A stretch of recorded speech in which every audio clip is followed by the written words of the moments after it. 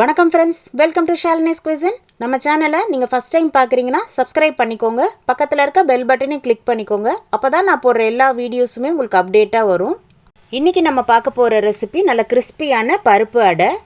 நம்ம இதில் நிறைய பருப்பெல்லாம் போட்டு செஞ்சுருக்கனால இது நல்ல ப்ரோட்டீன் ரிச்சாகவே இருக்கும். இது நம்ம பிரேக்ஃபாஸ்ட்டுக்கு டின்னருக்கு எதுக்கு வேணால் செஞ்சுக்கலாம். இந்த அடையோட பூண்டு சட்னி, இஞ்சி சட்னி, அதே மாதிரி அவியலோடு சேர்த்து சாப்பிடவும் ரொம்பவே நல்லாயிருக்கும். பூண்டு சட்னியோட ரெசிபி நம்ம சேனல்லே அப்லோட் பண்ணியிருக்கோம். அதோட லிங்க்கை நான் அந்த வீடியோ கீழே பின் பண்ணியிருக்கேன். இதோட இன்க்ரீடியன்ட்ஸ் எல்லாமே நான் டிஸ்கிரிப்ஷனில் கொடுத்துருக்கேன், செக் பண்ணி பார்த்துக்கோங்க. வாங்க இது எப்படி செய்யலான்னு பார்க்கலாம். இப்போ இந்த அடைக்கு தேவையான அரிசியும் பருப்பையும் முதல்ல நம்ம ஊற வச்சிடலாம். நான் 1 டம்ளர் பச்சரிசி சேர்த்துருக்கேன். இது நார்மலாக நம்ம சாப்பாட்டுக்கு யூஸ் பண்ணுவோம்ல அந்த பச்சரிசி. நீங்கள் ரேஷன் பச்சரிசியாக இருந்தாலுமே சேர்த்துக்கலாம். 1/2 டம்ளர் சாப்பாட்டுக்கு யூஸ் பண்ணுற புழுங்கரிசி சேர்த்துக்கோங்க. சின்ன டம்ளரில் 1/4 டம்ளர் கடலை பருப்பு சேர்த்துக்கலாம். இப்போ அதே டம்ளரில் 1 டம்ளர் துவரம்பருப்பு சேர்த்துக்கணும். 1/4 டம்ளர் பாசிப்பருப்பு சேர்த்துக்கோங்க. இந்த அடைக்கு நம்ம கடலை பருப்பு மட்டும் கொஞ்சம் கூட சேர்த்துருப்போம். அந்த மாதிரி செய்யும்போது டேஸ்ட் ரொம்பவே நல்லாயிருக்கும். நான் சொல்கிற இதே அளவுகளோடு செஞ்சு பாருங்கள். நம்ம அரிசியும் பருப்பையும் 2-3 வாட்டி நல்லா கழுவி எடுத்துகிட்டு வந்துடலாம். ஏன்னா இதில் ஊற வைக்கிற தண்ணியில் தான் நம்ம திருப்ப அரைக்க போகிறோம். அதனால் அரிசியும் பருப்பையுமே நல்லா கழுவி எடுத்துக்கலாம்.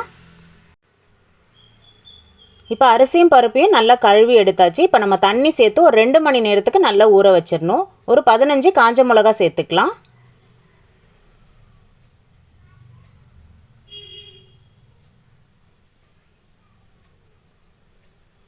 இது ஒரு 2 மணி நேரத்துக்கு நல்லா ஊற வச்சிடலாம்.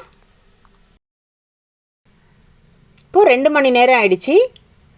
இப்போ அரிசியும் பருப்பும் நல்லா ஊறியிருக்கு. இப்போ இதை நம்ம தண்ணியை வடித்து எடுத்து வச்சிடலாம். இப்போ நான் ஒரு மிக்ஸி ஜாரில் சேர்த்துருக்கேன். இப்போ நம்ம ஊற வச்ச தண்ணியை கொஞ்சம் கொஞ்சமாக சேர்த்துக்கலாம். இப்போ இதை நம்ம அரைச்சி எடுத்துகிட்டு வந்துடலாம். ரொம்ப நைஸாக அரைக்கக்கூடாது, கொஞ்சம் கொரகொரப்பாக அரைச்சிக்கணும். இந்த மாதிரி பக்குவத்தில் அரைச்சிக்கோங்க.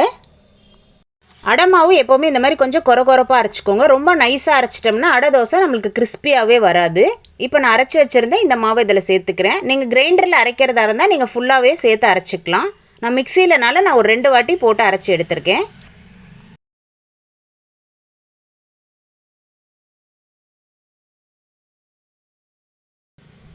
மாவு நல்லா கெட்டியாக இருக்குது. இப்போ நம்ம இதில் கொஞ்சமாக தண்ணி சேர்த்துக்கலாம். நம்ம அரைச்சோம் இல்லையா அந்த மிக்ஸி ஜார்லேயே கொஞ்சமாக தண்ணி சேர்த்து அது இதோட கலந்துக்கலாம். அடை தோசை மாவு கொஞ்சமாக திக்காக தான் இருக்கணும், ரொம்ப தண்ணியாகவும் இருக்கக்கூடாது. மாவு இந்த மாதிரி பக்குவத்தில் இருக்கணும்.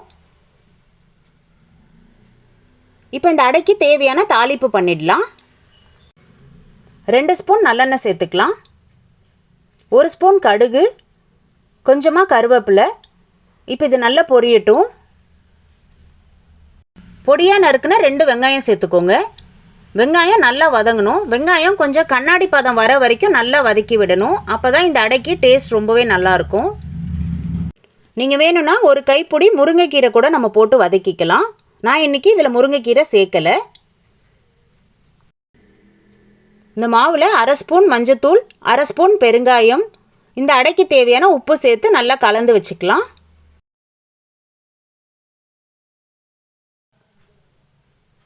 இப்போ நம்ம தாளித்து வச்சுருந்ததை இந்த அடை மாவில் சேர்த்துக்கலாம். இப்போ இது எல்லாமே நல்லா கலந்து விட்டுருங்க. உங்களுக்கு தேங்காய் பிடிக்கும்னா பொடியாக நறுக்குனா ஒரு சின்ன கப்பு தேங்காய் சேர்த்துக்கலாம். இது அடை சாப்பிடும்போது நல்லா நடுவில் கடிப்படும் போது டேஸ்ட் ரொம்பவே நல்லாயிருக்கும். நான் ஒரு சின்ன கப்பு தேங்காய் சேர்த்துருக்கேன். இந்த மாதிரி சின்ன சின்னதாக கட் பண்ணி சேர்த்துக்கோங்க. இந்த அடை மாவு புளிக்கணும்லாம் இல்லை, நம்ம அரைச்சோனையே நம்ம அடை செஞ்சிடலாம். நான் இப்போது 2 கரண்டி மாவு எடுத்து ஊற்றிருக்கேன். அடை மாவு எப்போது ரொம்ப மெலிசாக ஊற்றக்கூடாது, கொஞ்சம் தடியாக தான் ஊற்றணும். அப்போ தான் அடை சாப்பிடவுமே ரொம்ப நல்லாயிருக்கும். இப்போ கொஞ்சமாக நல்லெண்ணெய் சேர்த்துக்கலாம்.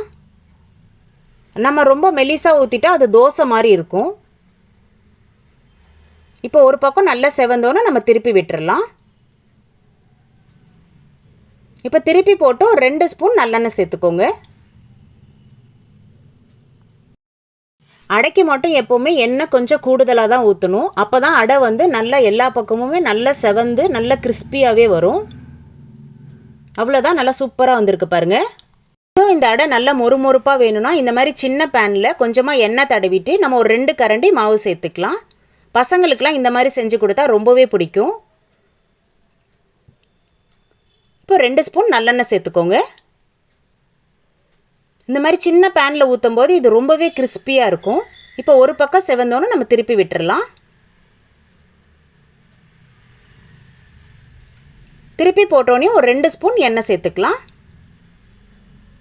நான் இதுக்கு நல்லெண்ணெய் தான் சேர்த்துருக்கேன்.